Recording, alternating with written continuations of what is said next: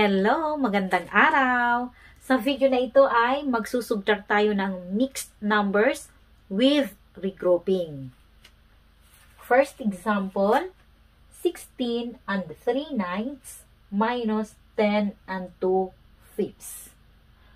Magkaiba yung denominators. Ang unang gagawin, kukunin ang least common denominator o LCD at kukunin ang equivalent fractions.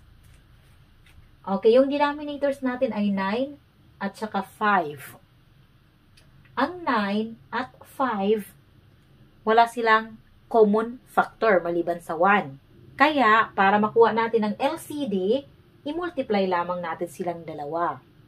Okay, 9 times 5 equals 45. So, 45 yung LCD. Okay, sulat natin dito. Yung whole number, kopyahin natin, 16. LCD, 45. Minus, whole number na 10. Yung LCD, 45.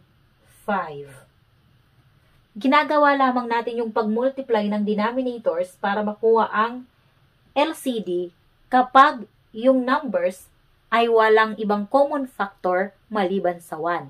So, eto, wala silang common factor dahil yung factors ng 5, 1 and 5. 1 times 5 equals 5.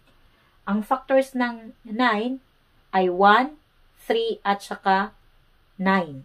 Wala silang kapareho maliban sa 1. Kaya, i-multiply natin para makuha ang LCD. Pero, kapag may common factor, hindi natin i-multiply.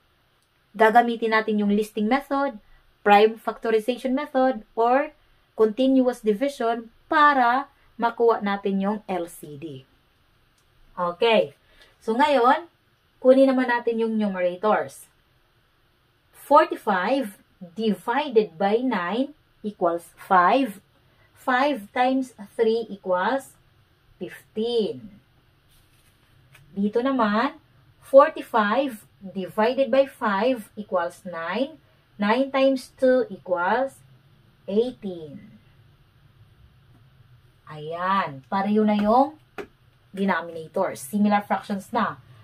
Okay. Tandaan, kapag magsusubtract tayo ng mixed numbers or mixed number and fraction, yung una nating isusubtract ay fraction. Hindi yung whole number. Hindi ito. Ito munang fraction. Bakit?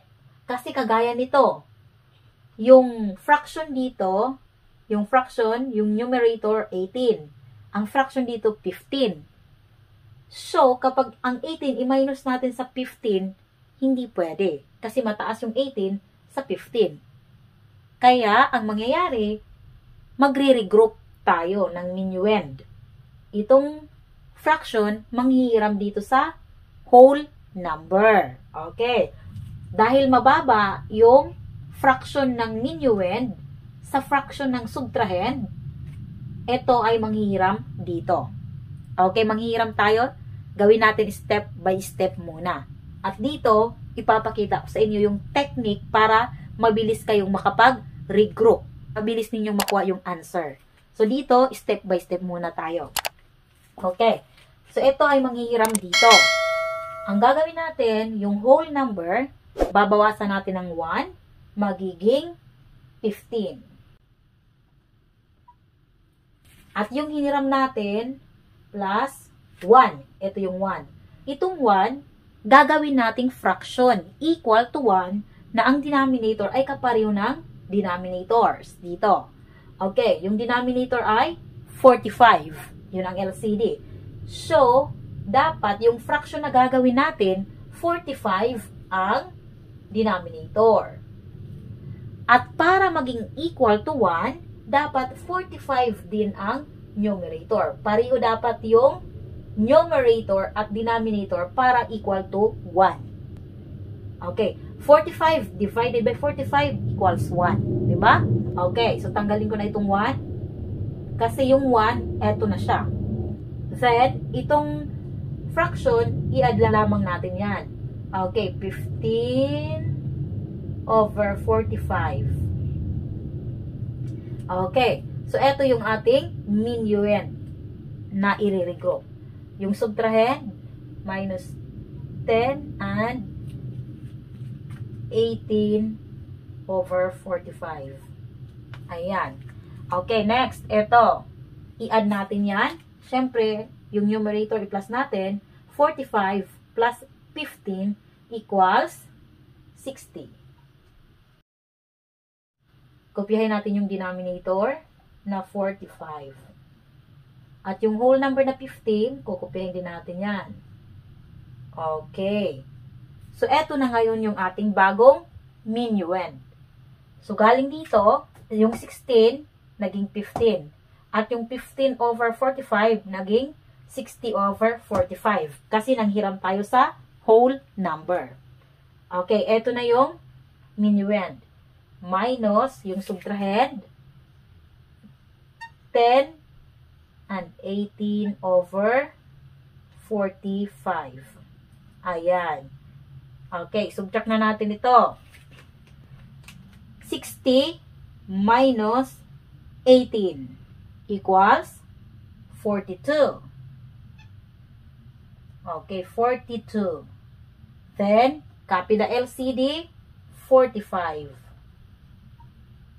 Okay, isubtract din natin yung whole numbers. 15 minus 10 equals 5. Okay, yung answer ay 5 and 42 over 45. Pwede pa ba natin itong ma-reduce sa lowest term, yung fraction? Yes, pwede pa. Kasi yung 42, divisible by 3. I-apply ninyo yung divisibility rule para malaman ninyo kaagad kung pwede silang ma-divide ng other numbers. Itong 45, divisible by 3 din. Alam niyo yung divisibility rule by 3? Kapag i-plus natin yung digits at ang sum niya ay multiple ng 3, pwede siyang ma-divide ng 3. Kaya, eto, pag plinas 4 plus 2, 6. Ang 6 pwedeng i-divide ng 3, di ba? Ito naman, 4 plus 5 equals 9. O yung 9, pwedeng i-divide sa 3. Kaya, eto, pwede silang ma-divide sa 3.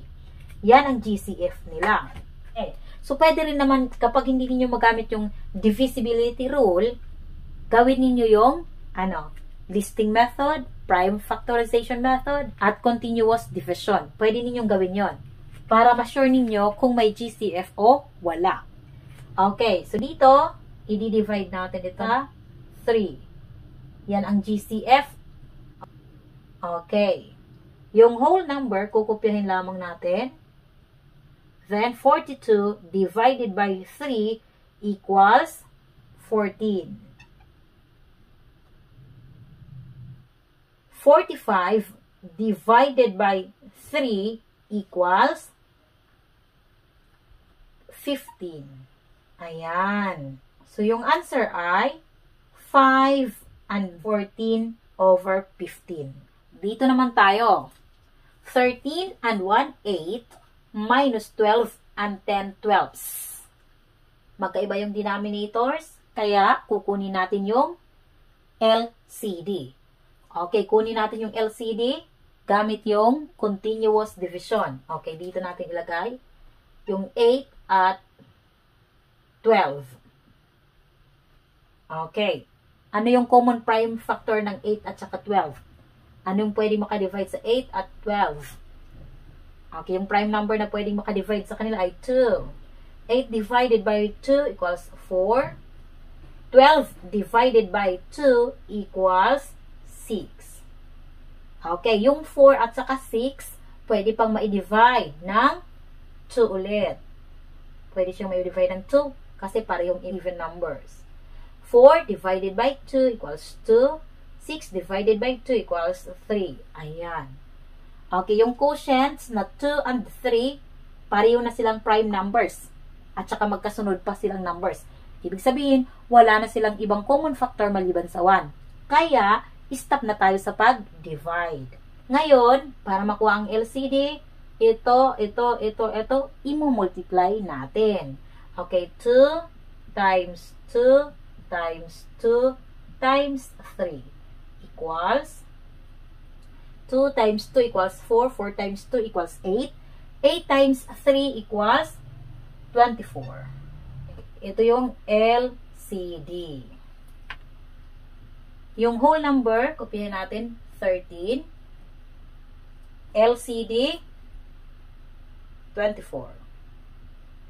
Minus whole number, 12. LCD, 24. Sunod, kunin natin yung numerators. 24 divided by 8 equals 3. 3 times 1 equals 3. 24 divided by 12 equals 2. 2 times 10 equals 20. Okay. Ito na, similar fractions na. Ngayon, magsusubtract na tayo. Pero titingnan natin kung pwede tayong magsubtract agad o kailangan pang mag-regroup. Kapag magsusubtract tayo ng mixed numbers, unahin natin pag-subtract yung fractions. Ito muna. Tingnan natin, ito yung subtrahend, ito yung minuend. Ang numerator, itong subtrahend mataas kaysa sa dito. Kaya, ibig sabihin, magre-regroup tayo. Itong fraction, manghihiram dito. Kasi mataas ito. Hindi natin pwedeng ibawas yung 20 sa 3 kaagad. So, ito manghihiram dito. Dito naman, gagamit tayo ng shortcut method. Yung shortcut method ng pag-regroup para mas mabilis kayong maka-solve at hindi gaanong mahaba yung inyong solusyon kagaya nito. Ito, ginawa natin step by step. Dito, gagamitin natin ang shortcut method. Okay, ito yung technique sa shortcut method. Kapag magre-regroup tayo, kapag magbabaro yung fraction dito sa whole number, ang gagawin lamang natin, dito sa whole number, kukuha tayo ng isa. Babawasan natin ito kasi hihiramin natin. So, magiging 12.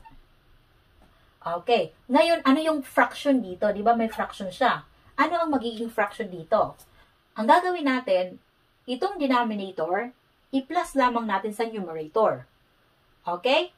24 plus 3 equals 27. Yan ang bagong numerator. 27. At kukopyahin lamang natin itong denominator. Ayan. Okay. So, eto na kaagad. Nakapag-regroup na tayo. Tatanungin ninyo, bakit yung denominator ay plinas ko dito sa numerator na hindi naman yung ginagawa? Yun na ay technique. Yun ang trick. Kasi, yung 1 na hiniram natin, di ba, manghihiram tayo ng 1 dito sa whole number. Yung 1 na hiniram sa 13, gagawing fraction equal to 1. Na ang denominator ay kapareho nito. Yung 1, kapag ginawa nating fraction yan, di ba? At yung denominator ay kagaya nito, so 24 yung denominator. At para maging equal to 1, dapat 24 din yung numerator, di ba? 24 divided by 24 equals 1, di ba? Eto siya. Then, ipa-plus mo lang dito yung itong fraction na ito, di ba? 3 over 24. So, tingnan ninyo, di ba 24 yung nandito? Ipa-plus sa 3. Oh, 24 plus 3, 27. Na-gets ninyo yung shortcut na ginawa ko? Eto na yung ating minuend kaagad. Isulat natin yung subtrahend. 12 and 20 over 24. Okay, i-minus na natin. Okay, unahin natin yung fraction. I-minus natin yung numerators. 27 minus 20 equals 7. Kopyahin yung LCD na 24. Sunod, i-minus natin yung whole numbers. 12 minus 12 equals 0. Ilalagay ba natin dito yung 0?